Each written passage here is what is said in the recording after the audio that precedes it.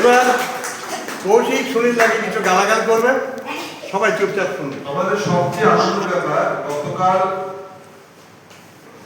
যেমনই পরিস্থিতি হোক প্রথম প্রকাশ, আর সবচেয়ে বড় আমি কালকেও বলছে আমার খুব ইচ্ছা সুনীলদার যে আঁকার প্রতিভাটা আছে, সুনীলদার নিজে কবিতা বলতে বলতে আঁকবে বলেছে, আমি বলেছি আমি কবিতা বলবো, সুনীলদা আমি আঁকবো।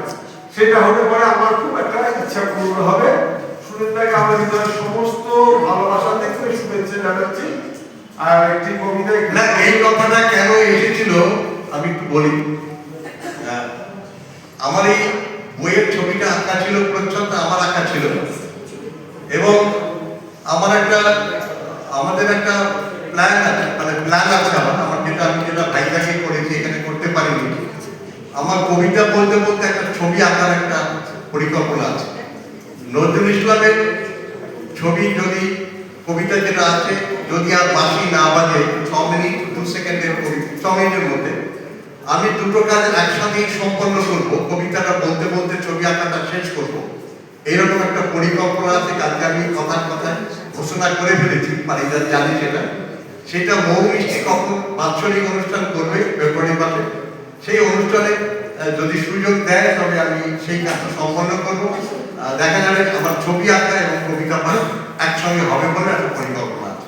তখন কৌশিক বলেছিল যে আমার আর সুনীলদা কবিতা বলছি, তার একটা ছবি সুনীলদা বানাবে। দেখা গেছে। নমস্কার, আমি একটি কবিতা পড়ছি, এখানে বসে লিখছিলাম।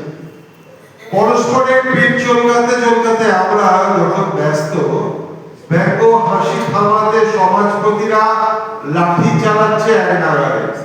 বিড়ালটা ম্যাও, কুকুরটা ঘেউ করে উঠল, মানুষগুলো অমানুষ হয়ে যাচ্ছে।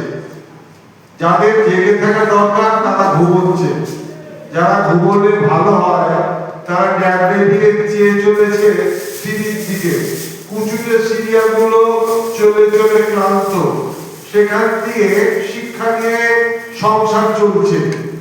যার গলার জোর বেশি তার মিথ্যা কাজ বেশি।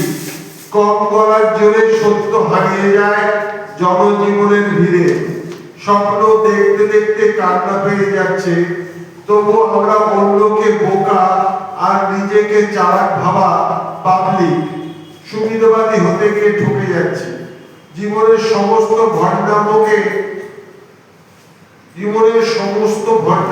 শেষ করতে গিয়ে বদহজম, জীবনের সমস্ত ভণ্ডামকে হজম করতে গিয়ে বদহজম, তারপর ঢেকুর তুলতে গিয়ে খেয়াল গাইতে শুরু করে দিয়েছি। আমরা পরস্পরের পিঠ চুলকাতে ব্যস্ত, আর জেগে ঘুমিয়ে থাকা মানুষেরা বরফের মতন নীরব।